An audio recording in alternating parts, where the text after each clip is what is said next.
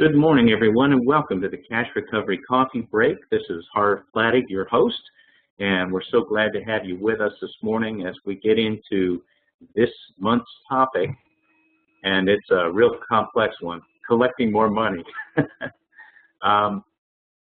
Obviously, people may think that this is the almost no-brainer about debt recovery, collect more money. Just in the same way that you might say that a race car team wants to go faster or a football team wants to score more points. And those are absolutely true considerations. But as we all know, when you get into the details of anything, there can be things to consider that aren't obvious from the surface. And when it comes to collecting more money, that is very much what we found to be true also. Because you certainly do want to collect more money, but you also want to do so in a way that brings it in faster, and you want to collect more money in a way that produces less cost. Much the same as if a race car team could go faster, but they burn so much fuel they can't get in between the pit stops, or if they break down so often that they're not able to finish the race. So the idea of collecting more money is absolutely the goal, but it comes with considerations. And another consideration that we find very important is that it's citizen friendly. Whether you're a private industry client, whether you're a medical services client or a government client, you know that the long-term sustainability of any process has to include taking the best care of the people who make your entity possible. And so it does need to be long-term, sustainable, citizen friendly, and demonstrably fair. 100% transparent process and complaints at 0 to none. These are all things to be looked for in the process of collecting more money. But let's get down to the business of collecting more money. What helps us to maximize the money that comes in when we're using debt recovery process? And that process includes using a systematic process. It's surprising how frequently we find that because debt collection can be unpleasant, and because it's a disappointment in the first place that when people owe money, they don't pay it, it can get relegated to the someday pile, and the road to more recoveries is paved with good intentions of people who meant to do something about it, but between the negativity of having to approach it and the other work that's waiting for them, somehow it just sits. And so using a systematic process is a way to attack that problem in a way that is unemotional and detached. And as long as it meets the criteria of the previous points we were looking at, citizen friendly, etc., then a systematic process can be extremely fair and extremely effective. Here's an example of a systematic process. Now this happens to be the one that we use, and it is third-party debt collection. So there are some differences when it comes to what a client of ours would do prior to submitting the cases to us. But the point is, it's a plan. And beginning at the first day, it now goes down a timeline that systematically treats each matter in the same way. Yesterday, we received a paid in full for one of our county clients of $9,478. Their cost to collect that was $10.80. And this happens on a regular basis, but the fact is it was a point of rejoicing for me when I saw that come in for them, because our process just worked. The point is we have a plan. And you might have thought, gee, you know, this particular debtor lives out in California and they moved and nobody told them, nobody gave a forwarding address, and it took skip tracing to find them and so on and so forth. Why this particular one? Why did this one pay when others have not? And the fact of the matter is a systematic process brings out those hidden benefits that may be lost when people are just trying to hunt and peck. Next, have a written credit and collections policy.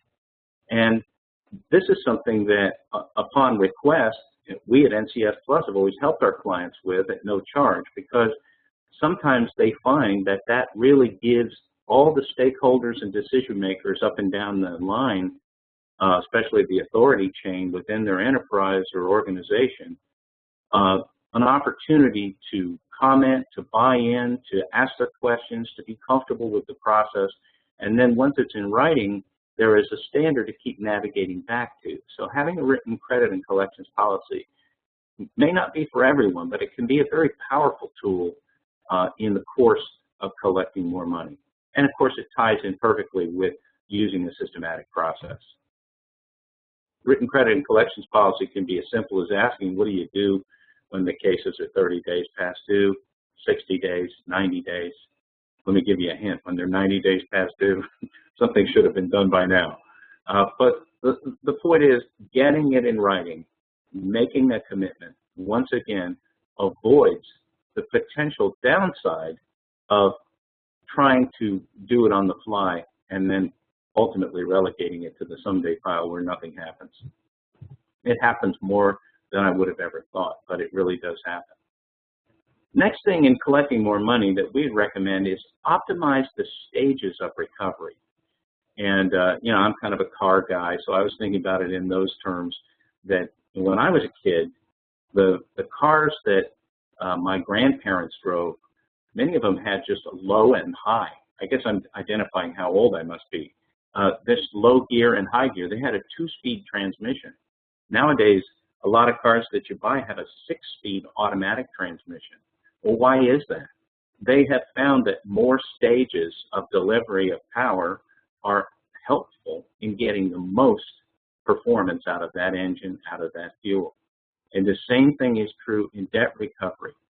Sitting and waiting is not a strategy. And optimizing stages of recovery is something that we recommend. One of the things that we find is that people will be very effective during the first 75 days at recovering their own delinquent receivables. And that's as it should be, because they're the best qualified to know what should be done regarding their own customers or patients or clients or citizens. But after 75 days, the additional letters or calls or invoices that people send out basically can constitute doing the same things over and over again and expecting different results, which doesn't work. So it becomes ineffective. And because the idea or the concept of debt collection is an unpleasant thought, they often sit until they're so old that recovering them becomes basically a salvage type of activity, which brings very little in the way of results. So optimizing the stages can look something like this, where you turn it into a 3-speed transmission, so to speak, and you take that first effective phase of time where that 75 days, now if let's say you did go with a 3-phase operation, now you can really take all of your efforts and focus them where they're going to do the most good. Let's remember that back here, whoever is doing this process is conflicted at times as to whether they should be working on these old ones because it's getting desperate, or they should focus on the new ones. And so usually what happens is a little bit of both that doesn't work out that well. So instead what you do is having a systematic plan, a written credit and collections policy, optimizing the stages of recovery, and treating these things in a methodical way. You've got time now to focus on those in their first 75 days and get the greatest recovery out of the staff time you're dedicating to your first party internal collections process. Okay, so that's optimizing the stages. That's one example. Now you can see we recommend and have found that it's helpful to put a second stage in at a fixed fee, because when you're paying a contingency percentage to a collections company, for instance, with that nearly $10,000 paid in full yesterday, the county would have been liable to pay about $1,700 of that to the collection agency instead of $10.80. So we like the idea of putting a second fixed fee stage in for optimization. Another point on collecting more money to consider is be ready to negotiate. And this really varies in all different types of matters. For instance, if you're collecting taxes, those can be quite complex because they've got long-term payment plans necessary if the tax obligation has become large and the individual's ability to pay is limited, which is usually going to be the case. So in those cases, you'd be negotiating the size of each payment and the length of the payment plan. In some medical cases, you've got the autonomy within a private medical service provider to be able to write off a portion of that or assign it to charitable distribution of write-off status. So there are various ways that people do this based on what their responsibilities are. In government collections, we find that settlements aren't often going to be available because there is an equitable process requirement that says, hey, listen, we treat everybody the same way here. If we wrote off your debt, we'd have to write off somebody else's. And that's obviously a great point. So in those situations, the negotiation would not be how much money is going to be collected total, but rather what that first payment might be, what a payment plan could constitute. And the first payment could often be targeted for 40%. That may sound high, but the idea is to give people an opportunity to really make a commitment to get this paid off. And sometimes you see these government obligations where it'll be a $10 payment on a $700 bill. You know, honestly, there could be cases where that is the best thing to do. That's up to the client from our viewpoint. But the fact of the matter is, at $10 a payment per month or whatever, it's going to be a long time. So we suggest starting with something more aggressive that gives the person a challenge, but a doable challenge. Next, outsource the right tasks. You know, not all outsourcing is created equal, quote unquote. Outsourcing is something that we believe for collecting more money, you can do it judiciously and carefully and outsource the tasks that are going to work best. Of course, in our situation, we believe in what we call restorative recoveries, where we are seeking to restore the communication between the debtor and the one who holds the obligation so they can reconcile the amount owed and both parties can recover. If you're looking for a strategy like that, then the task that you would outsource would be along the lines of what I showed you earlier with a systematic process that sends communications that encourage the debtor to go back to the one to whom the money is owed and pay them directly. Now, of course, that can also be faster and do less cost, but we'll cover that in another coffee break when we have another cup of coffee next month, okay? But collecting more money, definitely one key to it is to outsource the right tasks. And so when we're looking at this topic, we try to map out what the whole scope of this activity is going to involve. You know, I heard somebody once say that the word scope is the range within which an activity displays itself. And something that we like to know as stakeholders who are responsible for receivables is that everything that can and should be done is being done and at the right time. And so our little axiom is faithfulness works. You know, a systematic process is faithfulness. A written credit and collections policy is faithfulness. Making a decision as to optimizing the various phases so that it has granularity or detail is faithfulness.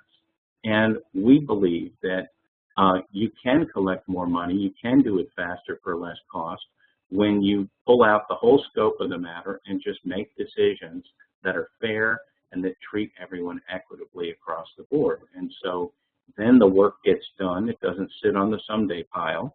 And the work that gets done is the right work, the right letter set, the right phone calls, the right skip tracing, the right use of credit reporting. These are all, you know, tools of the trade, skills and fundamentals in the game, like football, where you got to be strong in the fundamentals in order to pull off some of the great plays that you want to see. On our website, ncsplus.org, you can always go and look at these coffee breaks if you want to review any of this information. The first one that we've posted